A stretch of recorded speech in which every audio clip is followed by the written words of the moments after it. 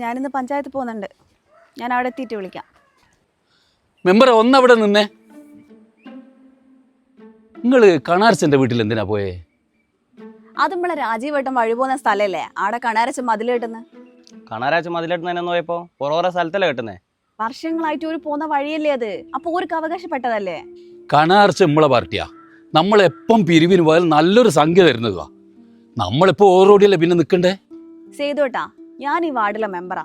എനിക്ക് ഈ വാർഡിലുള്ള എല്ലാ വീട്ടിലെ കാര്യത്തിലും ഇടപെടേണ്ടി വരും. രാജീവേട്ടന് കുടുംബം ഏതാ പാർട്ടി എനിക്കറിയാവാ. എനിക്ക് വോട്ട് ചെയ്തിനാ. അങ്ങനെ എല്ലാ വീട്ടിലെ പ്രശ്നം പരിഹരിക്കേണ്ട ആവശ്യമൊന്നുമില്ല കേട്ടാ. നമ്മളെ പാർട്ടിയില്ല ആൾക്കാർ മാത്രം നോക്കിയാൽ മതി. എന്നെ വോട്ട് ചെയ്ത് ജയിപ്പിച്ചത് ഈ നാട്ടിലെ ജനങ്ങളാ. ന്യായത്തിന്റെ പുറത്തെ ഞാൻ നിൽക്കും. സേതുവേട്ടാ, ഇവളെങ്ങനെ വിട്ടാൽ പറ്റൂലല്ലോ. പ്രായവും പക്വതയൊന്നും ഇല്ലാത്തവരെ സ്ഥാനാർത്ഥിയാക്കിയാല് ഇതാണ് അവസ്ഥ.